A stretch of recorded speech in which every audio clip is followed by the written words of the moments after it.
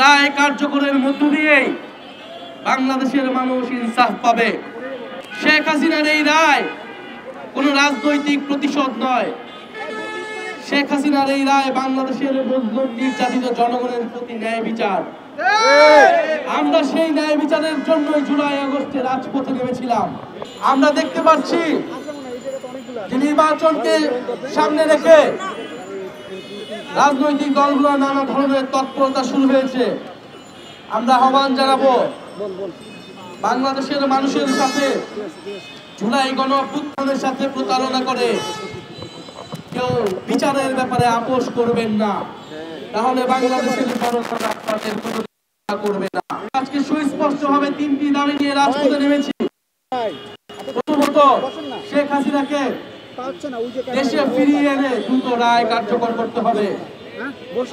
দ্বিতীয়ত, শুধু শেখ হাসিনা নয়, দল হিসেবে আওয়ামী লীগের বিচার নিশ্চিত করতে হবে এবং জাতীয় পার্টি সহ আওয়ামী লীগের সহযোগী যে দলগুলো রয়েছিল তারাও সমান অপরাধী এবং তাদেরকেও বিচারের আওতায় আনতে হবে। জাতীয় পার্টির নামে আওয়ামী লীগ পুনর্বাসনের ষড়যন্ত্র এবং পরিকল্পনা চলছে। 5ই আগস্টের পরে অন্তর্বর্তী সরকারের উদ্যোগে যে ঐক্যমত্য কমিশন প্রতিষ্ঠা হয়েছিল, সেই ঐক্যমত্য কমিশনের কোথাও জাতীয় পার্টিকে ডাকা হয় নাই।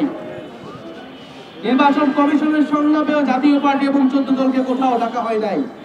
তাহলে কোন বেসিসে তারা নির্বাচনে অংশগ্রহণ করবে? জুলাই সনদের কোথাও জাতীয় পার্টিকে রাখা হয় নাই, কিন্তু নির্বাচনে নাকি জাতীয় পার্টিকে রাখা হবে। এটা একটা চক্রান্ত এবং ষড়যন্ত্র। এই ষড়যন্ত্রের বিরুদ্ধে এনসিপি মাঠে থাকবে। আমরা আরো বলতে চাই, গত 50 বছর ধরে ভারত বন্ধু রাষ্ট্রের নামে বাংলাদেশকে শোষণ করে গিয়েছে।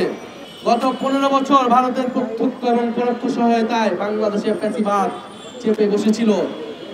সেই ভারত সরকার শেখ হাসিনাকে আবারও তার দেশে জায়গা দিয়ে বাংলাদেশের বিরুদ্ধে ষড়যন্ত্র অব্যাহত রেখেছে।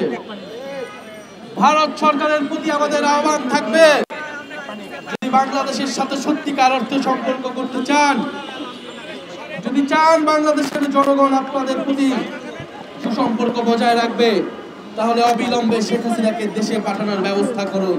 ভারত বাংলাদেশ প্রত্যাবর্তন চুক্তি হিসেবে বাংলাদেশে মানবতা বিরোধী অপরাধীকে বাংলাদেশ সরকার চাইতে পারে এবং ভারত সেখানে বাধা দিতে পারে না।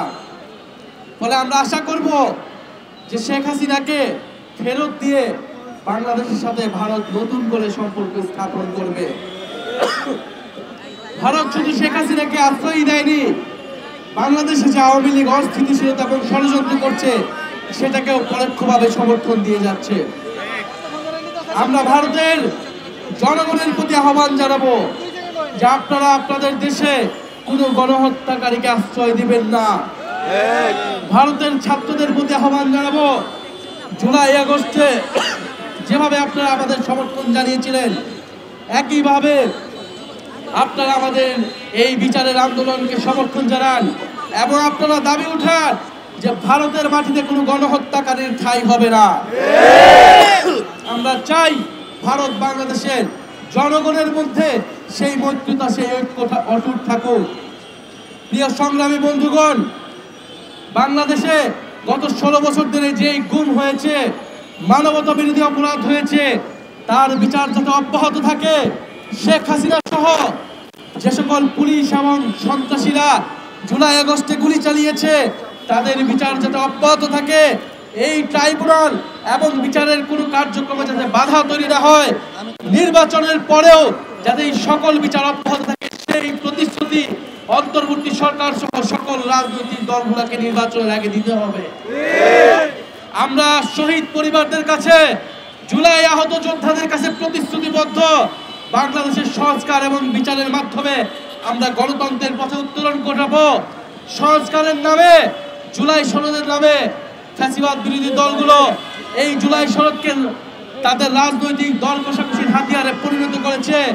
আমরা বলবো, অন্তত বিচারকে আপনারা কলুষিত করবেন না, আপনারা ভারতের সাথে আপোষ করবেন না। এই সরকার যাতে কঠোর থাকে এবং বাংলাদেশের জনগণ যাতে রাজপথে এই বিচারের রায় কার্যকর না হওয়া পর্যন্ত তাদের সরব উপস্থিতি রাখে, সেই আহ্বান আমরা জানাচ্ছি। আজকে যারা উপস্থিত হয়েছেন জাতীয় নাগরিক পার্টি সহ জাতীয় নাগরিক পার্টি ঢাকা মহানগর উত্তর দক্ষিণ, জাতীয় ছাত্র শক্তি, যুব শক্তি এবং শ্রমিক শক্তি ঢাকা মহানগরের এবং নারী শক্তির ঢাকা মহানগরের যারা নেতৃবৃন্দ এবং জাতীয় ছাত্র শক্তির বিভিন্ন ক্যাম্পাসের নেতৃবৃন্দ এবং কর্মীরা যারা উপস্থিত হয়েছেন তাদেরকে ধন্যবাদ জানাচ্ছি। জাতীয় নাগরিক পার্টির রাজপথের এই লড়াই সংগ্রাম অব্যাহত থাকবে। আমরা নির্বাচনে অংশগ্রহণ করব, কিন্তু বিচার সংস্কারের প্রশ্নে জাতীয় নাগরিক পার্টি আপোষ থাকবে এবং এইখানে আপোষহীন থাকবে এবং যারা আপোষ করবে যে সকল রাজনৈতিক দল তাদের বিরুদ্ধে এনসিপির কঠোর অবস্থান থাকবে।